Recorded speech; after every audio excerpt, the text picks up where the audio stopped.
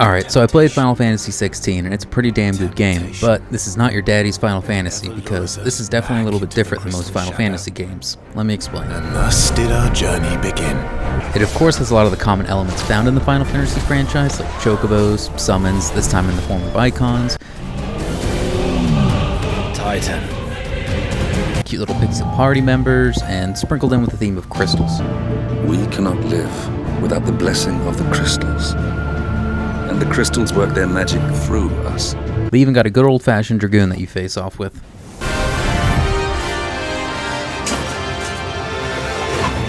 Clive, look out!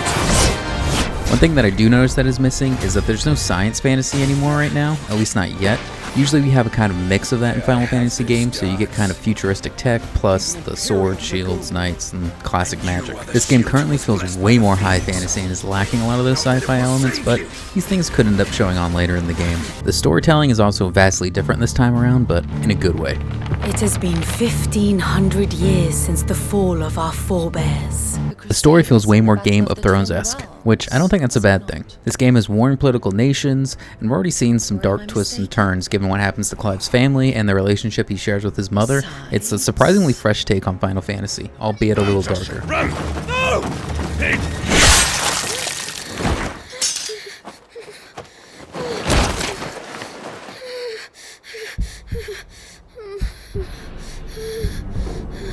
As mentioned, it definitely has elements of Game of Thrones, but I'm also getting some Witcher and Lord of the Ring vibes as well. Also, I don't know why it's weird to me, but the fact that the main character's name is Clive just feels a little off. Maybe because it's traditionally an English game, and usually Final Fantasy has more Japanese influence roots, but hey, it works. Also, the name Clive gets its roots from the word cliff and slope, so I'm wondering if this means he's going to be the downfall of his family, but I'm kind of just taking some guesses based on the events we've seen so far in the beginning of the game. Good day to you, Mother.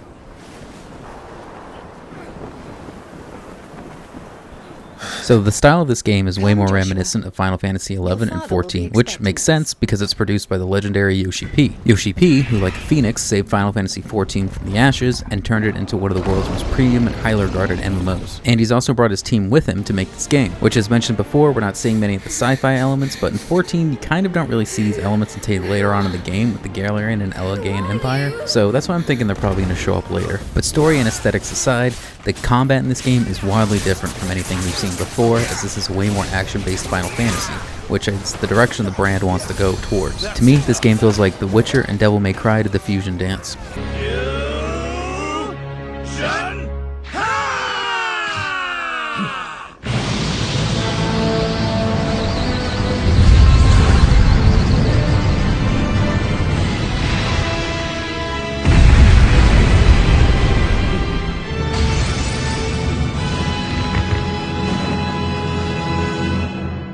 It's about time! I do think this is going to rub some older fans the wrong way because I'm a turn-based, but honestly, they haven't had a true turn-based Final Fantasy since Final Fantasy X over 10 years ago. And Square clearly wants to take the Final Fantasy brand in a more action-driven direction. And Square is still making really good turn-based games. What, you're just ignoring them because they don't have Final Fantasy in the title? You can go play those. So Square did try action with Final Fantasy 15, and 7 is a little bit of a hybrid, but Yoshi P has said he didn't feel like they had the talent in-house at Square Enix to do the job correctly for what he had visioned. So, what was the solution they came up with? Well, Yoshi P did something fairly uncommon in Japanese culture and headhunted a Capcom legend, Ryota Suzuki. Now, a lot of people keep calling Ryota the Devil May Cry guy, but he's actually a lot more than just that. He's been around Capcom since the Capcom vs SNK 2 days. He helped fine-tune Street Fighter 4, worked on Marvel vs Capcom 3, and was the gameplay lead for Dragon's Dogma. He also worked on a little thing called Monster Hunter, which I'm pretty sure most people have heard of. Basically, this guy knows what's up when it comes to action gameplay, and that really stands out in this game. You're going to be switching styles, using different moves on different cooldowns, and even having some quick events that make them do more damage when you use certain moves. There's also perfect dodging, parrying, and even some quick time actions. The only real concern I have with the battle system right now is you have to shuffle through your icons in a set order, and I feel this can kind of limit the rhythm of combat just a little bit. I probably would have preferred a radial menu where you can quickly snap to them, but then this would slow down combat, and I think they kind of wanted to avoid that. So most Final Fantasy fans might not be fans of action games, and don't worry if you're not good at those types of games, because they actually have stuff to help you out. This game actually gives you optional items, such as some that make it easier, slowing down time so you can dodge things easier, light healing, and an assortment of other things. Now these do take up some of your equipment slots, but I think this is a smart way to curb the difficulty in the game. Part of me does wonder though if later on in the game they might give you some items to make things more difficult for those hardcore players. Now while the base combat with Clive is super fast paced and in my opinion wildly entertaining, having you dashing, bashing, and comboing, Eikon battles we've experienced so far feel a little flat. Sure, these are visual spectacles that look amazing and super cinematic, but the gameplay here was honestly just holding a button and aiming and dodging on a rare occasion. Now this could be because it was the first battle early on in the game, and in the trailers we see a lot more battles going on that seem a little bit more detailed, but these things kind of feel like they're a little safe and not as engaging as Clive's combat. Now my only other main concern outside of the Eikons is the story pacing. I do worry a little bit that this game could fall into a loop of story, lore for an overly significant amount of time with very limited gameplay in between, and that could kind of sully the game a little bit in my opinion. I feel like proper pacing was something that kind of killed Final Fantasy 15 for some players, so I'm hoping they learned a little bit from those missteps, as that game kind of had you just wander around, where 16 definitely starts out way quick with a lot of Game of Thrones-esque conflicts going down right away. Every day we delay brings us closer to disaster. We must move now.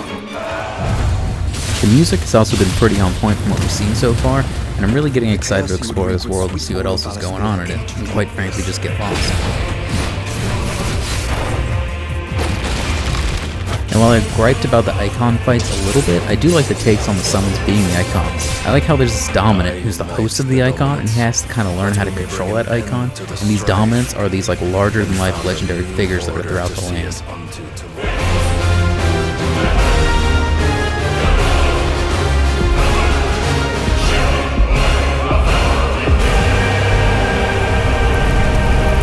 This really makes me want to go and explore each region and find the Eikon and just engage with them. And I'm hoping some of these regions are a little more fantastical than what we've seen so far, because so far we've kind of only seen like Middle Earth-like areas, and I just want to see a little more pizzazz and fantasy. I'm keeping this one a little quick though, so in the comments below let me know how you feel about Final Fantasy 16 overall, and the series becoming more action-based, and if you're hyped or not for this game. I'm enjoying it so far, but I can see how some older fans might be a little begrudged by the hyper-heavy action gameplay that this one has, and how the franchise has been evolving more and more in that direction, away from the good old turn-based style they're accustomed to. As it can kind of always hurt to see a franchise you love change its direction. I am planning on doing a big spoiler discussion on this game at some point in the future, but unfortunately I have to go out of town for a few weeks the day the game drops, so it's probably going to be a while before I get through it. If it's the last thing I do,